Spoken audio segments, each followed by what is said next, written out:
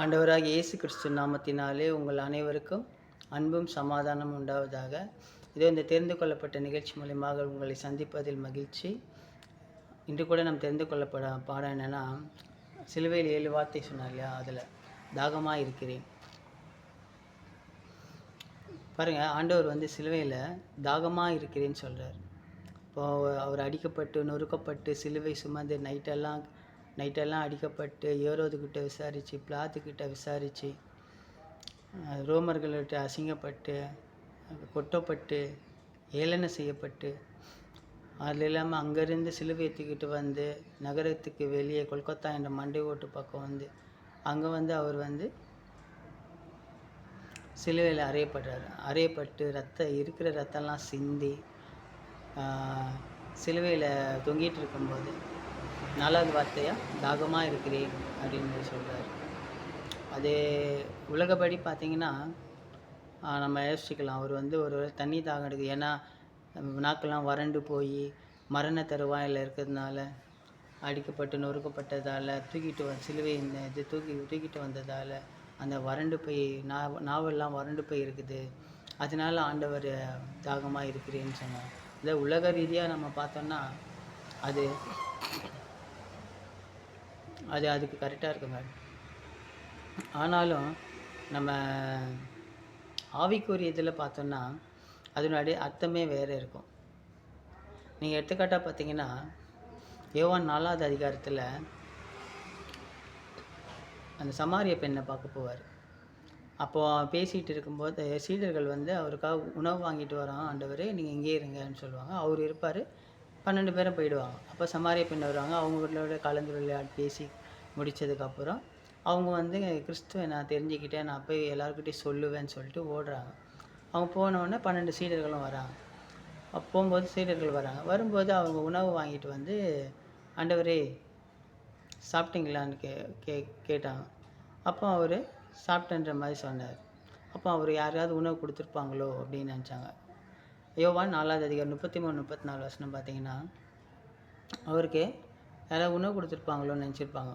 ஆனால் அவர் சொல்லுவார், என் தந்தை எனக்கு அனுப்பிய வேலைகளை அவருடைய திருவுள்ளத்தை செய்து முடிக்கிறது தான் என்னுடைய உணவு அப்படின்னு சொல்லுவார்.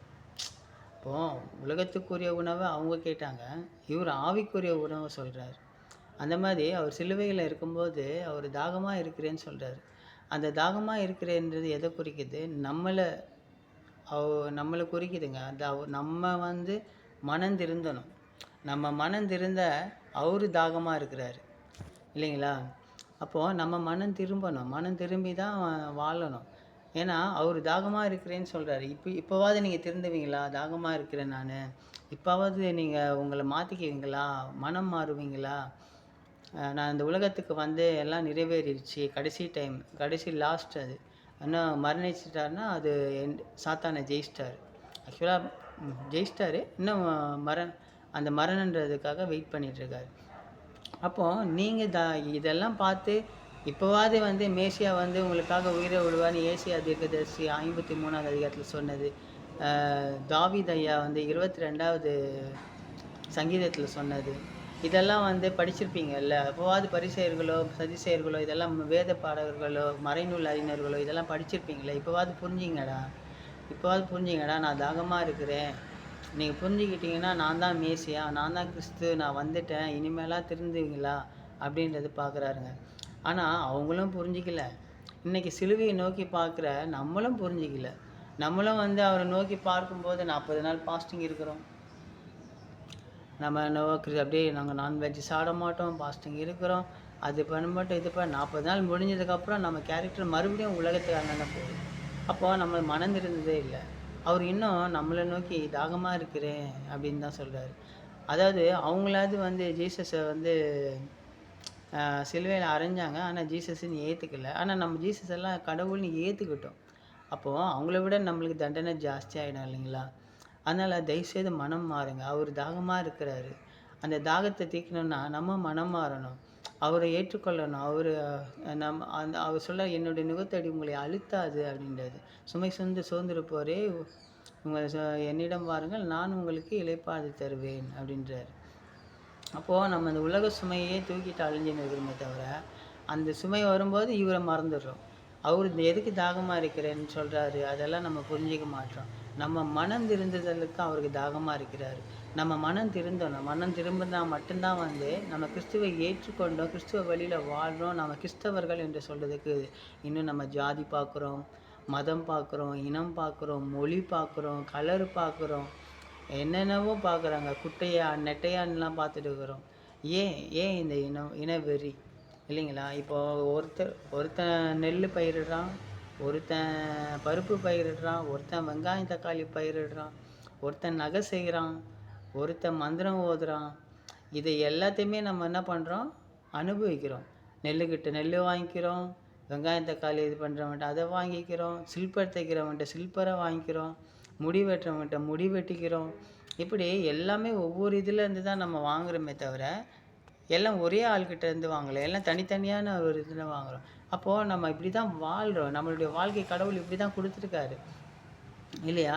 அப்போது நம்ம ஏன் இன்னும் வந்து அவருடைய தாகத்தை புரிஞ்சிக்க மாட்டோம்? ஏன் நம்மளுக்குள்ள ஒற்றுமை சமாதானமாக இல்லை? நம்ம கிறிஸ்தவர்கள் ஏன் வந்து இந்த இந்த வேறுபாடுகளை பார்க்குறோம்? எப்போ நீங்கள் மனம் திருந்துவீங்க? எப்போ நீங்கள் வேதத்தை சொல்லுறீங்க, வேதத்தை அறிக்கையிடுறீங்க, வேதத்தின்படி வாழணுன்றீங்க, வேதத்தை படிக்கிறீங்க, அவருடைய தாகத்தை நீங்கள் ஏன் புரிஞ்சிக்கல? நம்ம இந்த உலகத்தின் பாவத்தை போக்க ஆட்டுக்குட்டியாக வந்து தானே அவர் சொன்னார். இந்த உலகத்தின் பாவத்தை போக்க தானே அவர் சிலுவையில் மரித்தார். அப்போ நம்ம எல்லாம் ஒரே இனம் தானே, ஒரே மனுஷர்கள் தான், மனுஷன் என்ற இனம் தானே. அப்போது நம்மளுக்காக அவர் மரித்துட்டார் இல்லையா? நம்மளுக்காக தானே வந்து மரித்தார். உலகன்றது நம்ம எல்லாரும் சேர்த்து தானே குறிக்குது. அப்போ நீங்கள் வந்து எப்படி நீங்கள் வந்து நாங்கள் இந்த ஜாதி, நீங்கள் அந்த ஜாதி, நாங்கள் இந்த இனம், நீங்கள் இந்த இனம், நாங்கள் இந்த மொழி அப்படின்னு உங்களுக்குள்ளே எதுக்கு வேற்றுமை பார்க்குறீங்க?